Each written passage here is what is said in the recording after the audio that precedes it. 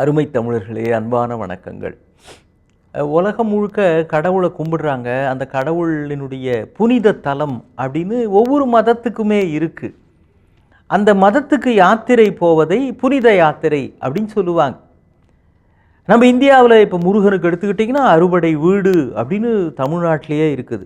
வடநாட்டிலையும் அது மாதிரி திருப்பதிக்கு போவது, அப்புறம் வேளாங்கண்ணி கோவிலுக்கு போவது, நாகூர் தர்கா, நம்ம எந்த வேறுபாடும் பார்க்காம எல்லா இடத்துக்கும் போகிறோம். இது மாதிரி ஒரு காலனியிலிருந்து வருஷம் போகிறாங்க. அந்த காலனியில் தெருவில் அங்கங்கே தெருநாயெல்லாம் சுற்றிட்டு இருக்கும்ல, அதுங்கெல்லாம் பார்த்து ரொம்ப பிரியமாக நம்ம ஆளுங்களோட பழகி அதுங்களுக்கும் அங்கே இருக்கிற ஒரு 10-15 நாயெல்லாம் ஒன்று சேர்ந்து நம்மளும் இது மாதிரி ஒரு புனித யாத்திரை போகலாமே. நம்ம போகிறதுக்கு எந்த சாமி இருக்குது? இன்னொரு நாய் சொல்லுது, நம்ம எங்கே போகிறது, நம்ம எங்கே சாமியை தேடி போகிறது? அதெல்லாம் மனுஷங்களுக்கு தானே. அவங்க போகிறப்ப நம்ம போகக்கூடாதா? இதுனா வம்பா இருக்குது. நம்மளும் போவோம், நம்மளும் விரதம் இருப்போம். என்ன விரதம்னா, ஆமாம் நம்ம எப்போ பாரு புது ஆளை பார்த்தா குலைச்சிக்கிட்டு இருக்கிறோம். யாராவது வெளியாள் வந்தாலே ஏதோ திருடன் தான் வந்துட்டானான்னு கத்திக்கிட்டு கிடக்கிறோம். அடுத்த தெருவிலிருந்து நாய்கள் வந்துன்னா நம்ம உடனே குலைச்சி விரட்டுறோம். தபார் நம்மளாம் யாத்திரை போகிறோம். அதனால் இனிமேல் போயிட்டு திரும்ப வரைக்கும் இந்த மாதிரி நம்ம குறைச்சி கத்திக்கிட்டு மனுஷங்க தூக்கத்துக்கு தொந்தரவா, அப்புறம் பிள்ளைங்கள்லாம் நம்மளை பார்த்து பயப்படுறாமா, இதெல்லாம் கூடாது. சரியா? யாத்திரை போயிட்டு திரும்புகிற வரைக்கும் யாரும் சத்தம் போட்டு குறைக்கக்கூடாது, அமைதியாக இருக்கணும். ரைட்டா?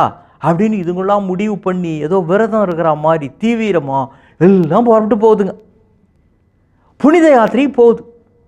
ஒரு ஊர்லேருந்து இன்னொரு ஊருக்கு போகிறப்போ, அந்த ஊர்லேருந்து அடுத்த ஊருக்கு போகிறப்போ, இது எல்லாத்தையும் நடக்கிறது எல்லாத்தையும் பார்த்துக்கிட்டு இருக்குது. அங்கங்கேயும் நம்ம ஆளுங்க அடிச்சுக்கிட்டு தான் இருக்கிறாங்க.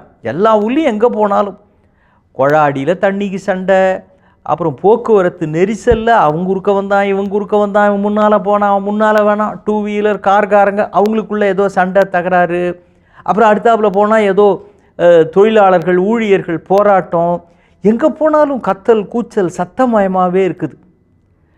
ஒரு வழியாக அந்த கோவில் போகலாம்னு இதுங்க முடிவு பண்ண அந்த ஊர் வந்துருச்சு. அந்த ஊரில் இருக்கிற நாய்கள்லாம் பார்த்து அசந்து போயிடுச்சு. என்னடா இது, நம்ம ஆளுங்க தானா வராங்க? பொதுவாக இது மாதிரி ஒத்துமையாக வரமாட்டாங்களே, அதுவும் வேற்று தெருவிலிருந்து வந்தாலே கத்தி கோதறி கத்தம் போட்டு ஊரை கூட்டுற ஆளுங்க அப்படியே அமைதியாக வரானுங்களே, இது ஆச்சரியமாக இருக்குதுன்னு அங்கே இருக்கிற நாயெல்லாம் பிரமிச்சு போய் பார்க்குது. இதுங்க கோவிலுக்குள்ளே போச்சு. கோவில்லையும் ஒரே சண்டை, அச்சாம் முச்சான். அவர் அந்த தீபாராதனையெல்லாம் அவர் செய்கிறதுக்கு கொஞ்சம் நேரம் மாறப்போ பொறுமையே இல்லாமல், என்ன எவ்வளோ நேரம் காத்திருக்கிறது, சீக்கிரமாக வேலையை முடிங்க, அபிஷேகம் ஆராதனை போக வேணாமான்னு யாரோ ஒருத்தர் கத்துறாரு. பார்த்து இதுங்க சரி, இவனுக்கு எல்லா இடத்துலையும் சண்டை போட்டுக்கிட்டு இருக்கிறாங்க. ஒன்று பணத்துக்கு சண்டை போடுறான், இல்லை கொழாடியில் தண்ணிக்கு சண்டை போடுறான், இல்லை கூட்டமாக இருக்குதுன்னு சண்டை போடுறான், இல்லை போக்குவரத்தில் எல்லாத்துக்குமே சண்டை போட்டுட்ருக்கிறானுங்களே. நம்ம முன்னால் தான் இப்படி கோட் சூட் போட்டு வளைய வந்துட்டு இருக்கிறானுங்க, காரில் வரான், பஸ்ஸில் வரான். ஆனால் எல்லாத்துக்குமே இவனுக்கு சட்டுன்னு எரிச்சல் வருது. நம்ம இவங்க பாதுகாப்புக்காக நாம் இருக்கிறோம் அப்படின்னு அந்த நம்பிக்கையில் நாம் இவங்களுக்காக கொஞ்சம் சவுண்டு கொடுத்தோம் அப்படின்னா, இவனை நமக்கு மேலே கத்திக்கிட்டு இருக்கிறானே அப்படின்னு அதுங்களாம் ஒன்றுக்கு ஒன்று மனசுக்குள்ளே பேசிக்குதுங்க. பேசிட்டு அமைதியாக திரும்ப வந்துருச்சு. அப்போ ஒரு வயசான நாய், சீனியர் அவங்க தான், அவங்க சொன்னாங்க, மனுஷ பிறவி உயர்ந்த பிறவி அப்படின்னு நம்ம நினச்சோம். அப்படிலாம் ஒன்றும் தெரியல, எங்கே போனாலும் அல்ப விஷயத்துக்கெல்லாம் அவன் கண்ணாபின்னான்னு குறைச்சிக்கிட்டு கிடக்கிறான். எதுக்கு எடுத்தாலும் நாய் மாதிரி கத்தாத நம்ம பேரை வேற பயன்படுத்துகிறான், நன்றி கட்ட நாயேன்னு நம்ம பேரை சொல்லி தான் அவன் சக மனுஷனை திட்டிகிட்டு இருக்கிறான். உண்மையிலேயே புனித யாத்திரை அப்படிங்கிறது போகிற இடம் முடிவு பண்ணுறது இல்லை, போகிற விதம், அதுக்கு பிறகு திரும்புகிற விதம், அங்கே நடந்து கொள்ளுகிற விதம் தான் அது புனிதமா இல்லையா என்பதை தீர்மானிக்கிறது அப்படின்னு ஒரு தலைமை நாய் சொல்லுவதாக அந்த கதை முடிகிறது.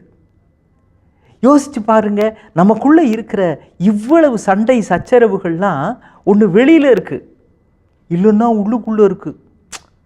எங்கள் மனசுக்குள்ளேயே ஒரு சண்டை ஓடிக்கிட்டே இருக்கும். பார்த்துருக்குறீங்களா? அவர் சரியா, இவர் சரியா, அந்த தலைவர் ஒஸ்தியா, இந்த தலைவர் ஒஸ்தியா, இந்த கதாநாயகம் ஒஸ்தியா, அந்த கதாநாயகம் ஒஸ்தியா, இல்லை எங்கள் மாமா, எங்கள் சித்தப்பா, எங்கள் மாமியார், எங்கள் மாமனார், அப்பா புள்ள. உள்ளுக்குள் நிரந்தரமாக பல மனிதர்கள் உலாவிக் கொண்டிருக்கிறார்கள்.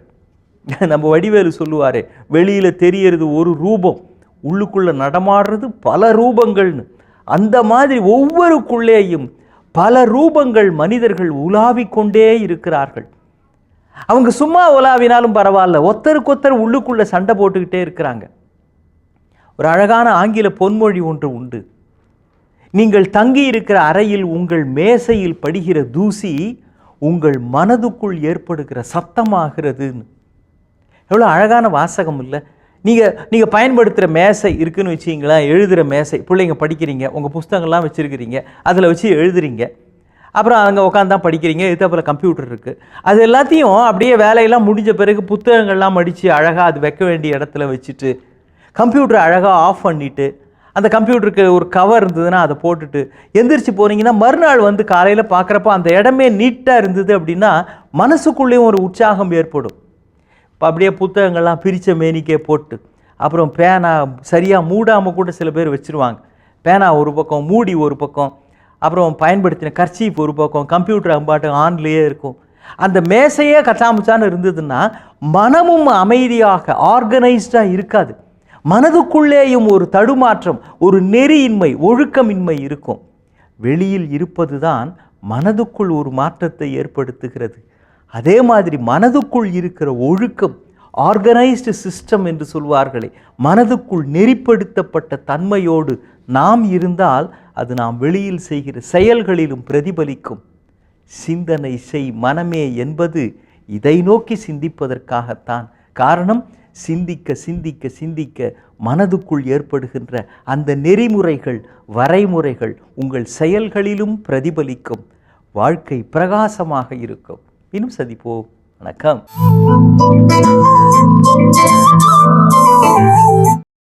இன்னும் பல வீடியோக்களை காண சன் லைஃப் சேனலை சப்ஸ்கிரைப் பண்ணுங்க.